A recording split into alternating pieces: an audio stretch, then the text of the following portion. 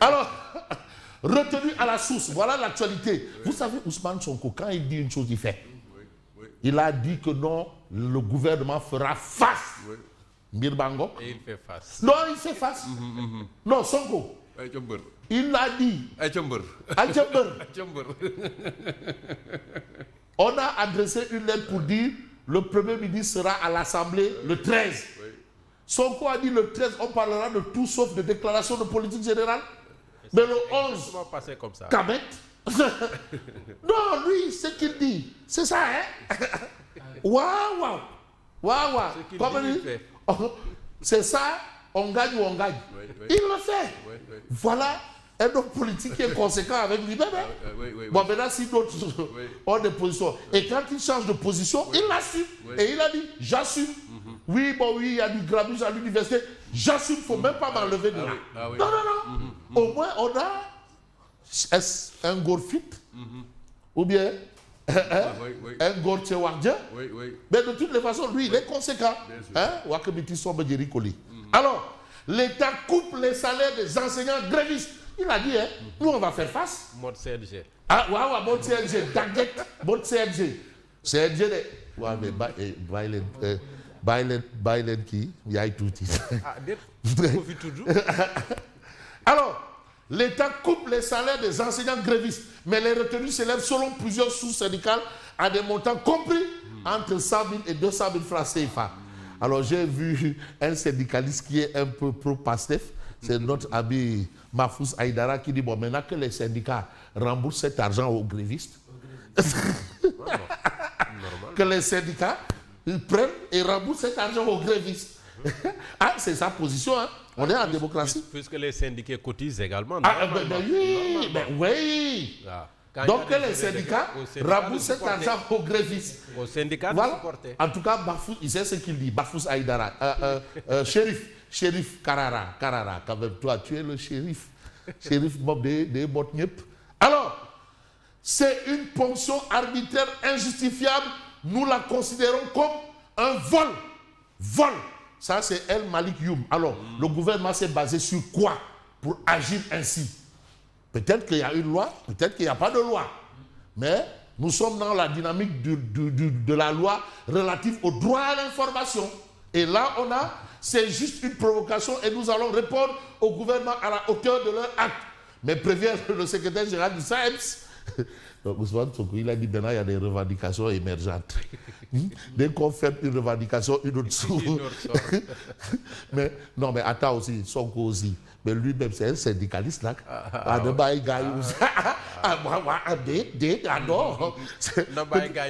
Syndiqué. Il lançait quelque chose. Président syndicaliste. Il gouverne et les syndicats protestent. Ouais. Mais non, c'est le théorème Mbalo Diacham. Ceux qui gouvernent, ceux qui revendiquent, ceux qui informent. Et les vaches sont bien gardées. Hein. De toutes les façons, ceux qui gouvernent considèrent que trop de syndicats tuent le syndicat. Et voilà la situation. Nous avons le temps de réagir avec des compositions du premier, du second semestre et les examens. Ah, ils brandissent une menace. Donc, il y a un tir de semonce. Et quand on dit tir de semonce, ça veut dire que la menace est toujours là. On reste avec Tribune Quotidienne. Local de 2027, présidentielle de 2029. Mais ces fortes promesses non tenues, mais qui vont jouer contre Pastef. Bon, est-ce que c'est du listikhar ou pas? De toutes les façons, c'est ce que nous livre Tribune. En 2024, les électeurs ont voté sur la base des promesses de Pastef. Ah oui, il y a eu quand même de fortes promesses.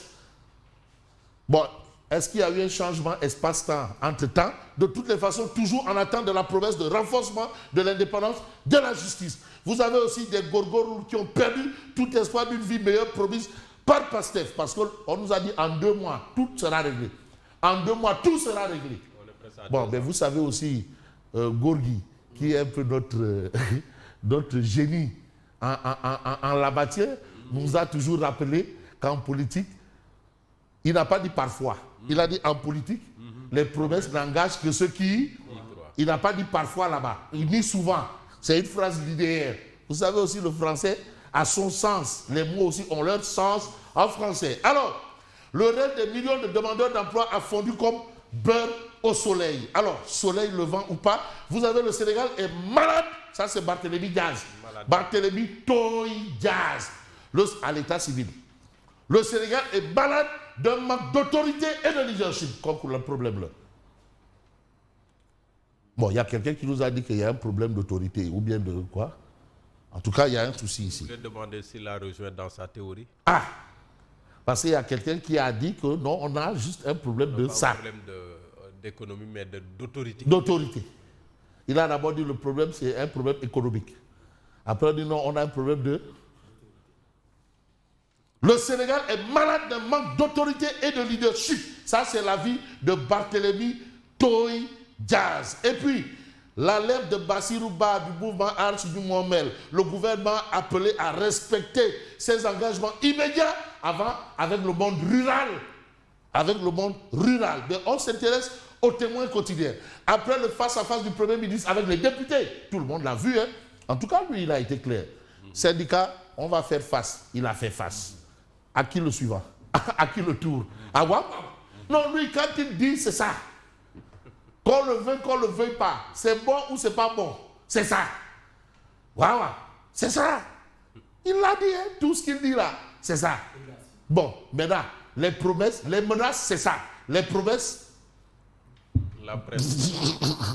Les chroniqueurs. Les chroniqueurs. Il dit non, on va les foutre dedans là et après, bon, les on va médias. Les gens. Les enseignants. Hein? Les étudiants. Ouais? Les Brok Jakarta. Non, c'est-à-dire, ça menace. C'est ça. Ouais. Quand il menace, c'est ça. Mais quand il promet. Ah, je n'ai pas parlé. Je fais juste un mouvement de main. Ah,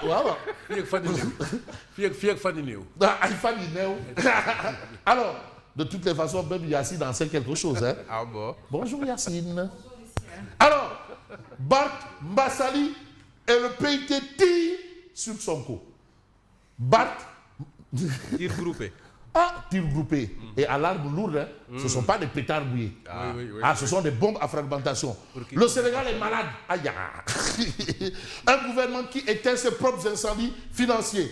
La priorité de ce régime, ce n'est pas de baisser le coût de la vie, mais de se promener en jet privé. Ça, c'est ce que soutient Barthélemy Toye Dias. Mais vous avez aussi Sali.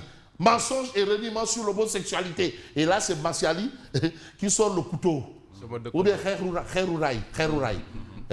Bon, il prend des Kherourai. C'est mon voisin. Hein? Ah oui? Il est dans mon partenaire. Ah, Sali.